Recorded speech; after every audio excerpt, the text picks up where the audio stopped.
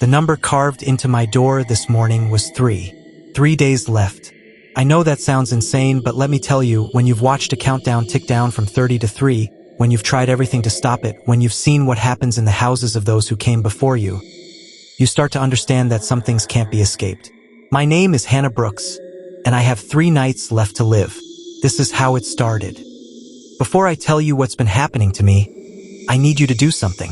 If you've ever experienced something you couldn't explain, something that made your skin crawl and your rational mind scream that it's impossible, then hit that subscribe button right now. We're building a community here of people who've seen things, felt things, experienced things that the world tells us don't exist. I share these stories because I need you to know you're not alone. And I need you to know, sometimes the impossible is very, very real. Also, smash that like button and turn on notifications, because what I'm about to tell you might save your life if you ever find yourself in a situation like mine. The algorithm doesn't like horror stories like this, so your support means everything. Now, let me tell you about the countdown. I moved into 1847 Maple Street on a Tuesday in October. The rent was suspiciously cheap, $600 a month for a 2-bedroom house in a decent neighborhood. The landlord, an older man named Mr. Garrett, seemed almost desperate to rent it out. "Just sign here," he'd said, barely making eye contact. "First month free if you move in this week." I should have known, but I was broke, fresh out of a bad breakup, and desperate for a new start. I signed the lease that afternoon. The house was old but charming. Hardwood floors, vintage fixtures, a bedroom with a large window that let in the morning sun. I spent the first day unpacking, arranging furniture, trying to make it feel like home. That first night, I fell asleep easily. Until 3:17 a.m.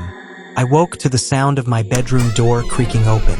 Not violently, slowly, deliberately, like someone was carefully turning the handle and pushing it inward. I sat up in bed, my heart hammering. The door stood wide open, revealing the dark hallway beyond. "Hello!"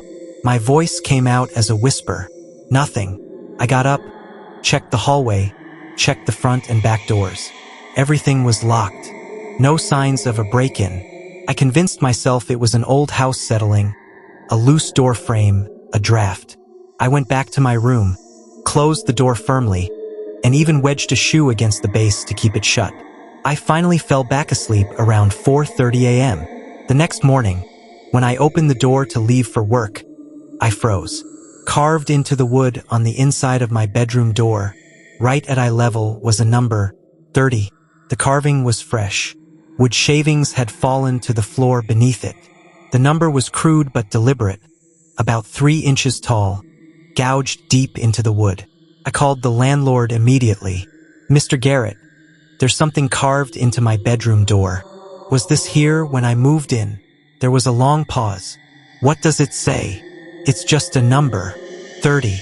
Another pause, longer this time. "Miss Brooks, I'm going to ask you something, and I need you to be honest with me. Did your door open last night?" Around 3:17 in the morning, my blood went cold. "How did you know that?" He sighed, a heavy, defeated sound. "How long is your lease?" "Month to month. But break it. Move out today. I'll refund everything, help you move, whatever you need. Just, please, leave that house." "What are you talking about? What's going on?" "I can't explain it. I've tried to have the house blessed, investigated, demolished even, but the city won't let me tear it down. Historical preservation or some shit.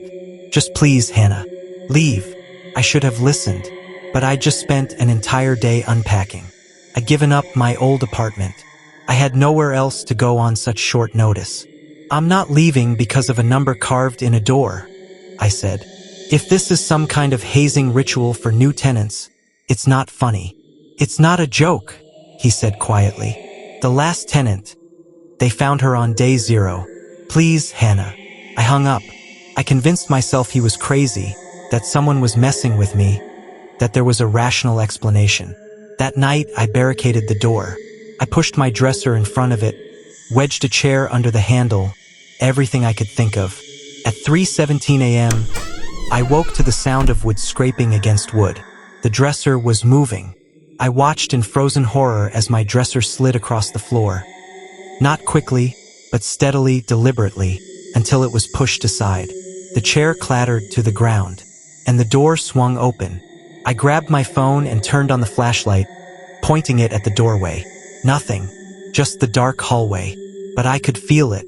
Presence. The temperature in the room had dropped so much I could see my breath. I didn't sleep the rest of that night. I sat with my back against the wall, lights on, watching the open doorway until sunrise. When morning came, I approached the door with shaking hands.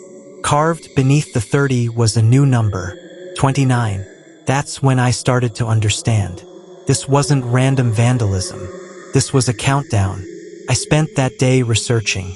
I searched for the address online, digging through old news articles, property records, anything I could find. What I discovered made my stomach drop. 1847 Maple Street had a history. 7 previous tenants in the last 12 years. All of them had stayed for less than a month. And three of them had died. The articles were vague. Found unresponsive, cause of death undetermined, no signs of foul play, but they all shared something in common. They died approximately 30 days after moving in. I found a Reddit thread from 4 years ago.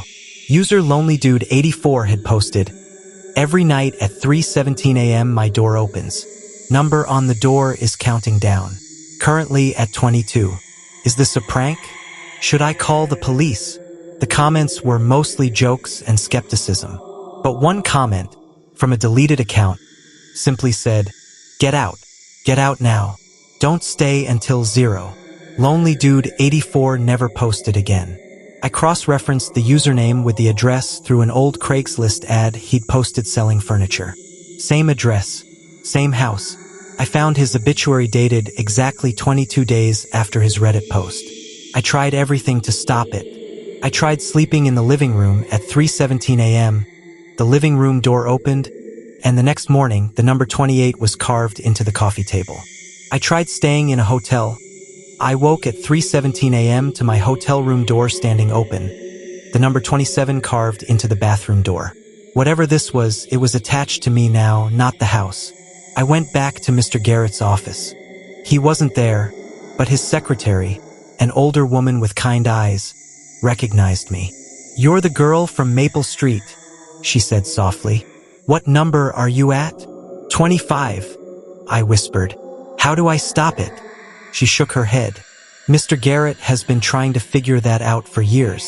The house has been cursed since 1987. A woman named Elizabeth Harrow died there. They found her on the bedroom floor. No cause of death, but her eyes. The police report said her eyes were wide open, frozen in terror. What does she want? We don't know. Mr. Garrett has had priests, mediums, paranormal investigators. Nothing works. The countdown always continues. What happens at 0? I asked even though I already knew. She looked at me with tears in her eyes. No one who's reached 0 has survived to tell us. The days blurred together. Each morning, a new number. Each night at 3:17 a.m., whatever door was closest to me would open. I stopped sleeping. I started seeing things in my peripheral vision.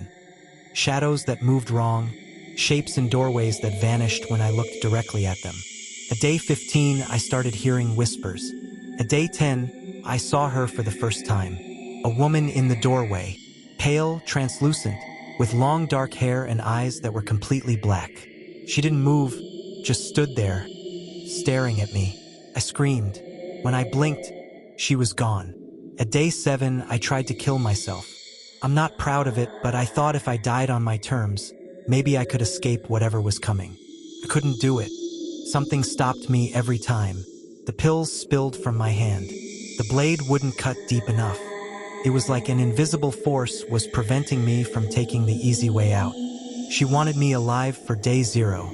At day 5, I stopped leaving my apartment. I boarded up the windows, covered the mirrors, and sat in the corner with a baseball bat, waiting. At day 4, the whispers became words. "Soon," they said. "So soon. We've been waiting." Plural. At day 3, today, I finally understood. I did something I should have done weeks ago. I broke into the basement of 1847 Maple Street. Mr. Garrett had mentioned he couldn't demolish the house, so I figured there had to be something there. Some clue.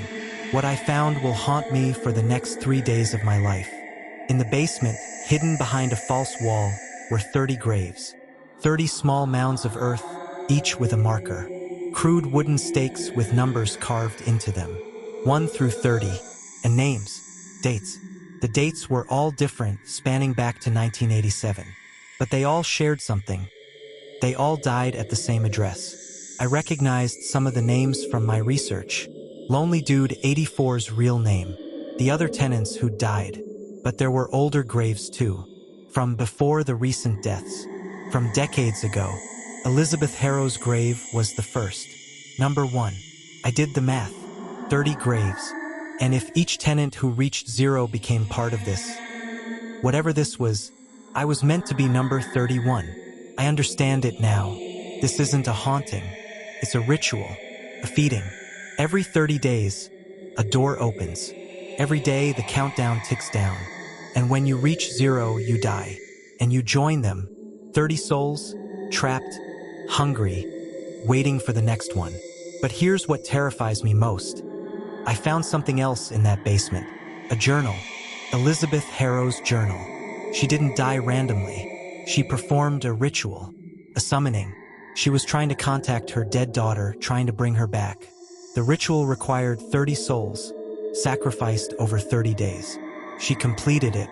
She became the first. But the ritual didn't bring her daughter back. It opened something else. A door. Not the physical door of my bedroom, a metaphysical door. A doorway between life and death that opens a crack every night at 3:17 a.m. And now it needs to be fed. The journal's last entry, written in increasingly frantic handwriting, said, Day 30. The door is complete. I understand now that I was wrong. I won't bring her back. I'll join her. But the door must remain fed. 30 days. 30 souls. Every cycle, someone must complete the countdown. If no one does, if the door goes hungry, the entry ended there. I don't know what happens if the door goes hungry, but I know what happens if I complete the countdown. So here I am. Day 3. I have 3 nights left.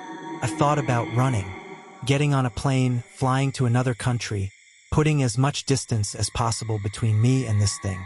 But I know it won't matter. The hotel room proved that. This thing is attached to me now. I've thought about finding someone else, tricking them into sleeping in that house, passing the countdown to them. But I'm not a murderer. I won't become the monster to escape the monster. I've thought about destroying the graves, burning the house down, ending this cycle. But I don't know if that would stop it or make it worse. Right now, as I record this, it's 2:47 a.m. on day 3.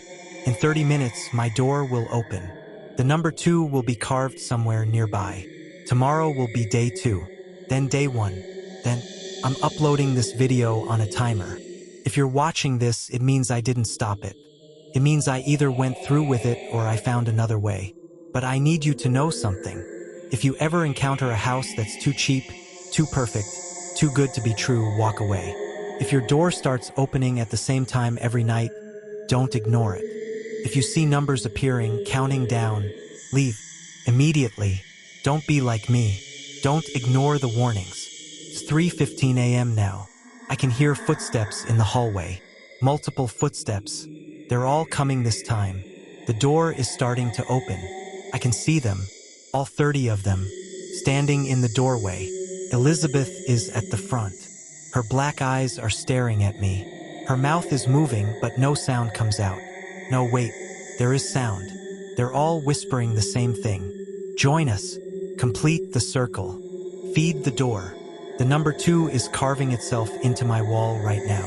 I can see the wood splitting, curling, the number taking shape. 2 days left. I don't know if I'll survive this, but if I do, I'll update you. I'll tell you what happens at 0. And if I don't, remember my story. Remember that some doors, once opened, can never be closed.